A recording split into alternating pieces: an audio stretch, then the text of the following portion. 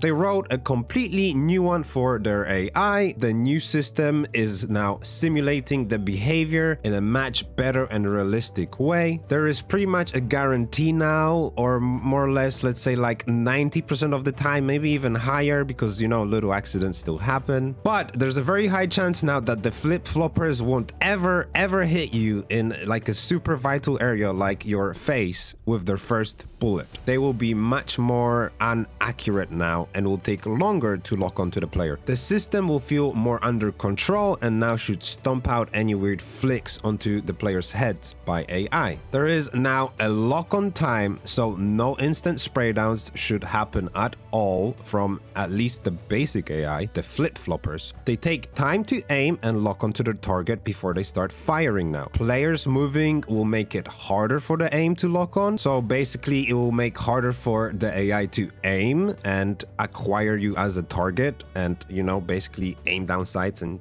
shoot at you. They'll have a disperse for their bullets now, so their shots won't be tightly grouped, and all of that will also be affected by them moving or whether they're suppressed or being injured, making them even more inaccurate depending from the status applied to the AI. When you hit the AI, they will also have aim punch system, so when you shoot them, the dispersion rate will also skyrocket for them, making it harder for them to hit you. The dev team thinks the AI aiming system is in a much better place now and works in a much better intended way. It's a great step forward to improve the experience of fighting the AI and make it more enjoyable and, I guess, realistic. You can break the AI lock on by moving in and out of cover, and things like rain and fog will make it harder for them to lock onto you and shoot. As with their visibility affected, it'll obviously make it harder for them to aim. If the AI reloads, they lose the lock on and will have to relock on again. Now, lower end AI is much slower to lock onto players than the military and high end AI to simulate the difference in experience and skill level of these AI. Now, since they are much more inaccurate, instead of just getting tapped and dying, you'll be getting injured way more now instead of just, you know, insta death. So they will be hitting more body parts and limbs and stuff like that. So now you'll be able to actually stay in the fight more, recover when you're injured, reset and get back into it without basically just dying and having to come back from a fob or an outpost, which I think will be really nice and cool for the flow of gameplay and just generally fighting the AI. Also, they wanted to make sure everybody is aware and they're not worried